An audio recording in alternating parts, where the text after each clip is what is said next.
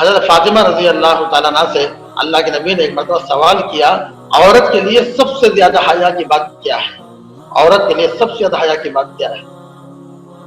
فاطمہ رضی اللہ تعالیٰ عنہ نے فرمایا، حیا کے لیے، عورت کے لیے حیا کی سب سے بڑی بات یہ ہے کہ نہ کوئی غیر محرم اس عورت کو دیکھے اور نہ عورت کسی غیر محرم کو دیکھے، نہ کوئی مرد اس عورت کو دیکھے اور نہ وہ عورت کسی مرد کو دیکھے۔ اللہ کے نبی کی بیویاں بیٹھی ہوئی ہے، عبداللہ ابن مکتوم آ گئے، نابینا ثابت ہے، آنکھ نہیں تھے، نابینا تھے، اللہ کے نبی کی بیویاں بیٹھی وہ آ گئے۔ اللہ کے رسول علیہ السلام نے اپنی بیویوں سے کہا تم اندر چلی جاؤ۔ نبی کی بیویوں نے کہا اللہ کے رسول عبداللہ ابن مکتوم جو ہے وہ تو نابینا ہے، ان کو نظر ہی نہیں آتا۔ اللہ کے نبی نے فرمایا وہ تو نابینا ہے لیکن تم تو بینا ہو، وہ نہیں دیکھ سکتے، تم تو دیکھنے والی ہو، تم کو تو نظر آتا ہے۔ اس لیے مرد آدمی کا عورت کو دیکھنا گناہ ہے اور عورت کا مرد کو دیکھنا بھی گناہ ہے اور عورت کا اپنا چہرہ دکھانا گناہ ہے۔ مرد آدمی کو دیکھنے کی خواہش زیادہ ہے، اس لیے اللہ نے فرمایا نیچے دیکھ کے چلو۔ عورت کو دکھانے کی خواہش زیادہ ہے، مرد دیکھنا چاہتا ہے، اس لیے اللہ نے فرمایا نیچے دیکھ کے چلو، یغضوا من ابصارہم۔ اور عورت خود کو ظاہر کرنا چاہتی ہے، خود کو دکھانا چاہتی ہے، اللہ نے فرمایا پردے میں آنا۔ یدنین علیہن من جلابیبہن،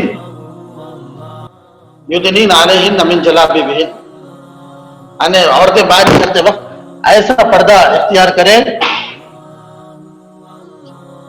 عورتیں باہر نکلتے وقت ایسا پردہ اختیار کریں، جلوہ کہتے ہیں، ایسی اوڑھنی، ایسا نقاب ڈالیں جو سر سے پیر تک ہو، اور جس کے سامنے دو آنکھ میں سے ایک آنکھ کے سامنے ایک جالی ہو جس سے وہ راستہ نظر آتا، جالی ہو اور اس سے صرف راستہ نظر آتا، اس کو کہتے ہیں جلوہ۔ یا ایھا النبی، اللہ نے قرآن میں فرمایا اپنے نبی سے، یا ایھا النبی قل للمؤمنین، یا ایھا النبی قل لازواجک وبناتک ونساء المؤمنین یدنین علیہن من جلابیبہن۔ اے نبی آپ اپنی بیویوں سے، اپنی بیٹیوں سے کہہ دیجئے اور امت کی عورتوں سے بھی کہہ دیجئے جب وہ گھر سے باہر نکلیں تو جلبہ اوڑھ کر نکلیں، پہن کر نکلیں۔ جلبہ وہ چادر ہے جو سر سے پیر تک، جس سے تالو سے تلوے تک کا حصہ ڈھکا ہوا ہو اور اسے راستہ دیکھنے کے لیے ایک چھوٹی سی جالی ایک آنکھ کے سامنے ہو جس سے وہ اپنا راستہ دیکھ کر چل سکتی ہے۔ یہ پاک دامنی کی زندگی اسلام نے سکھایا ہے۔ عورت کا پردہ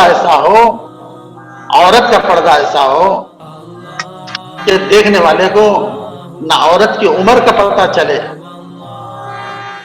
اور دیکھنے والے کو نہ عورت کی جسامت کا پتہ چلے، اتنا ڈھیلا ہو عورت کا لباس، عورت کا پردہ اتنا ڈھیلا ہو، عورت کا برقع پردہ اتنا ڈھیلا ہو کہ عورت کی نہ عمر کا پتہ چلے نہ اس کی جسامت کا پتہ چلے۔ کوئی اور طریقہ ہوتا تو اسلام ہائٹ کو بھی چھپا دیتا، قد کو بھی چھپا دیتا۔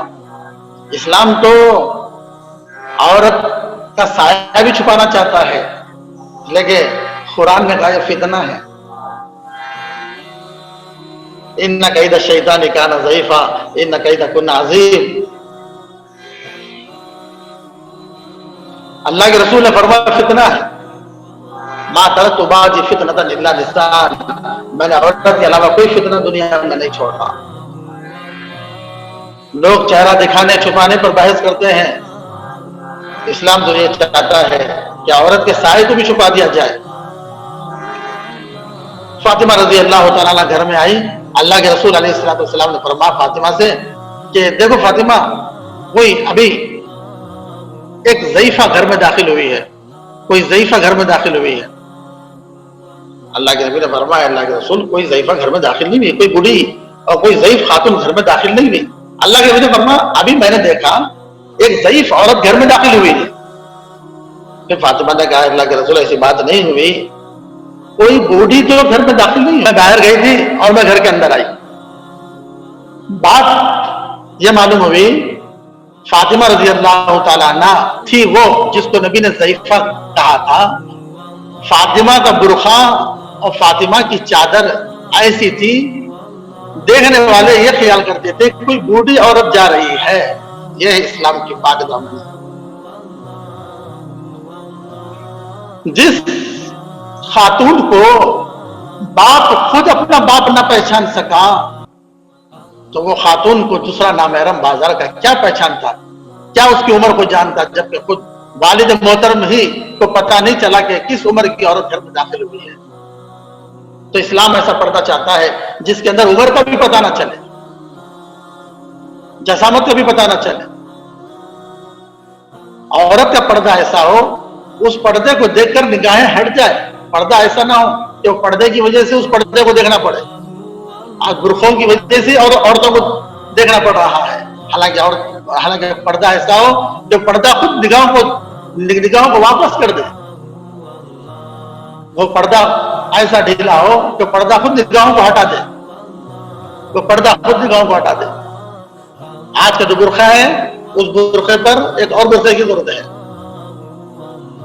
آج کا جو پردہ ہے وہ پردے پر ایک اور پردے کی ضرورت ہے. عورت لباس پہنتی ہے, لباس کے اوپر برقع پہنتی ہے. وہ برقع جو ہے وہ برقع ہے جس برقعے کو عورت نے اپنی طرف سے چنا ہے. اب اس پردے پر, اس برقعے پر وہ برقع پردہ پہننا بھی ضروری ہے جس کو شریعت نے چنا ہے. ایسا برقع ہو, ایسا پردہ ہو. یہ پاک دامنی تو اللہ کے رسول علیہ السلام نے خود اس کا سبق دیا ہے.